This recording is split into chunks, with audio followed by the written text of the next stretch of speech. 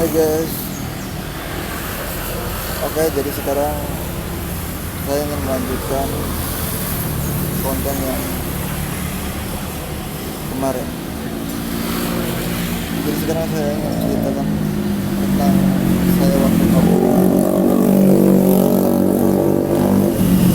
Jadi pada waktu itu 2015 saya masuk penjara, maksud saya masuk tahanan dulu, masuk tahanan Polres Majalengka di tahun 2015. Jadi pada waktu itu saya mempunyai kesalahan, yaitu menjamret tas orang lain di jalan pakai motor. Dan saya satu rekan dengan teman saya yang namanya Umar. Dan pada akhirnya setelah kejadian tersebut, akhirnya kejahatan itu tidak akan berjaya selama. Pasti kejahatan itu pasti bakal ketahuan, walaupun itu sangat rapi. Akhirnya saya ditangkap pada waktu itu. Pas ditangkap, singkat aja ya, soalnya durasinya 5 menit. Jadi pas saya ditangkap, langsung masuk dalam Polres Majalengka, ditahan dulu. Kalau ditahan dulu itu masih dalam proses bisa bebas, bisa kemungkinan bebas atau bisa kemungkinan lanjut. Dia masih dalam ambang-ambang lah gitu ya, katakannya seperti itulah, ambang-ambang. Nah, jadi waktu ditahan di Polres, kebetulan di dalam penjara itu ada 20 orang, ditambah sama saya sama teman saya, rekan saya 2 orang, jadi 22 orang. Pertama saya masih baru,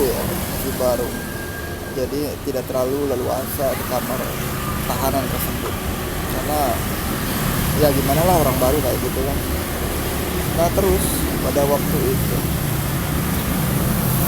malam jam setengah 12 ya, jam setengah 12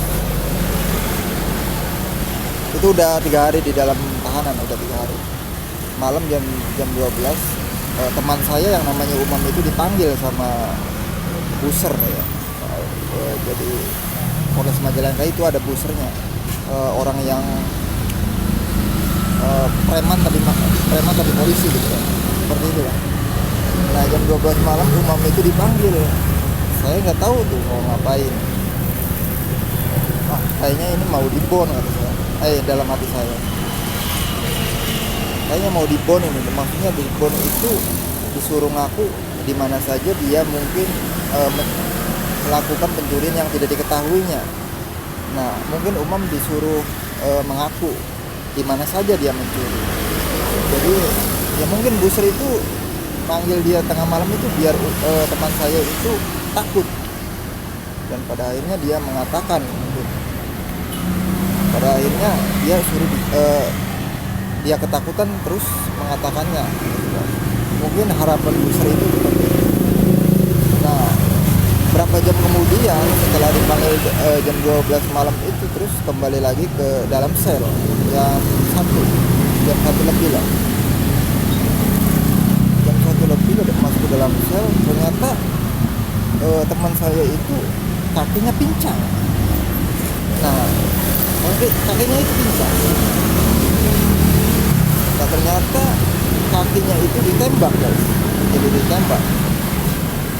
Jadi kakinya tuh bolong, ditembak. Kakinya bolong, dia pincang. Dia terseduh-seduh, kesakitan teman saya. Saya juga melihatnya, kasihan pada waktu itu. Tapi mau gimana lagi kan? Soalnya ini sudah terjadi dan saya juga tidak bisa apa-apa. Apalagi udah terjadi seperti itu, udah ditembak. Kalau belum ditembak saya mungkin bisa menolong. Mau gimana lagi kan? Yang penting saya mengatakan sabar aja kepada teman saya. Jadi ya gimana lagi lah gitu kan.